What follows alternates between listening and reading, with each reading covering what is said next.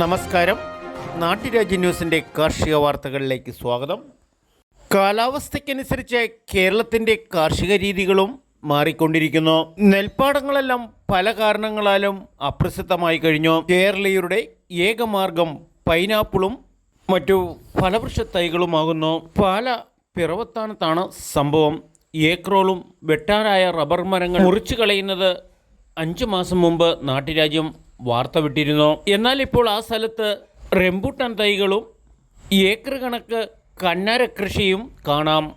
ഇതിനെ സംരക്ഷിക്കുന്നതിനായി ഏറ്റവും നൂതന മാർഗങ്ങളിൽ കൂടി വീടുകളുടെ മുകളിൽ നിന്ന് ചാടുന്ന മഴവെള്ളം സംഭരിച്ചുകൊണ്ട് പ്രത്യേകം ടാങ്കുകൾ ശേഖരിക്കുകയും അവിടെ നിന്നത് പറ്റിപ്പോകില്ലാത്ത രീതിയിൽ വലിയ പടുതാക്കുളത്തിൽ വേനൽക്കാലത്ത് ഉപയോഗിക്കാവുന്ന രീതിയിൽ ആ പ്രദേശത്തെ മുഴുവൻ മഴവെള്ളവും ശേഖരിക്കുന്നു. നമ്മുടെ കൃഷി ഓഫീസർ വരെ സ്വപ്നം കാണാത്ത കൃഷി രീതികളാണ് കർഷകർ ചെയ്തുകൊണ്ടിരിക്കുന്നത്. കൃഷിനാശവും കാർഷിക വിളകളുടെ വിലയിടിവും മൂലം ഇതുപോലുള്ള നൂതന കാർഷിക രീതികളാണ് കർഷകർ കണ്ടുപിടിച്ചുകൊണ്ടിരിക്കുന്നത്.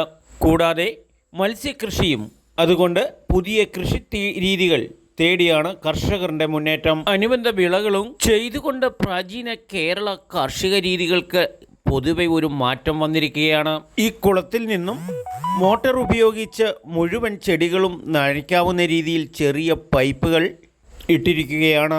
കൃഷി ചെയ്യാതെ സബ്സിഡി കൈപ്പറ്റുന്ന കർഷകരും അത് കൊടുക്കുന്ന കേരളത്തിലെ കൃഷി ഓഫീസർമാരും ഇതുപോലെയുള്ള നൂതന രീതികൾ ചെറുകിട കർഷകർക്കും വേണ്ട പ്രോത്സാഹന രീതി കൊടുക്കണമെന്നാണ് നാട്ടുരാജ്യ ന്യൂസിൻ്റെ അഭ്യർത്ഥന.